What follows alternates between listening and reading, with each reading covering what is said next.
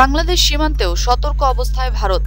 পাকিস্তানের সঙ্গে কাশ্মীরের সীমান্তে তীব্র উত্তেজনা এবং হামলা পাল্টা হামলার মধ্যে বাংলাদেশ সীমান্তে বিএসএফকে সতর্ক অবস্থায় থাকতে বলেছে মোদী সরকার। গণমাধ্যম পিটিআই এর বরাত দিয়ে ভারতের বিভিন্ন সংবাদ মাধ্যম এই খবর দিয়েছে।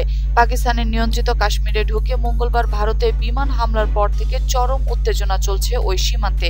ওই দিনই পাল্টা গোলাবর্ষণের পর বুধবার পাকিস্তান ভারতে বিমান ভূপাতিত করে এক বিমান সেনাকে আটকও করেছে। ভারতের সীমান্তরক্ষী বাহিনী এক কর্মকর্তা গণমাধ্যমকে জানান, কাশ্মীর সীমান্তে যুদ্ধাবস্থার মধ্যে বাংলাদেশ সীমান্তে টহল জোরদার করা হচ্ছে। বাংলাদেশ এবং ভারতের পশ্চিমবঙ্গের মধ্যে ২,২১৬ কিলোমিটার সীমান্ত রয়েছে, এর মধ্যে সুন্দরবনও রয়েছে। এছাড়াও সেখানে কড়া পাহারা বসিয়েছে ভারত। পাক ভারত উত্তেজনা, বাংলাদেশ সীমান্তে সতর্কতা জারি করেছে ভারত। কাশ্মীর ইস্যু নিয়ে পাল্টাপাল্টি হামলার ঘটনায় ভারত পাকিস্তানের মধ্যে যে সতর্কতা তৈরি হয়েছে তার পরিপ্রেক্ষিতে বাংলাদেশ সংলগ্ন সীমান্তে বাড়তি সতর্কতা এবং নিরাপত্তা জোরদার করেছে ভারতীয় সীমান্তরক্ষী বাহিনী বিএসএফ। ভারতীয় সংবাদ মাধ্যম ইকোনমিক টাইমসের এক প্রতিবেদনে এমনটা জানানো হয়েছে।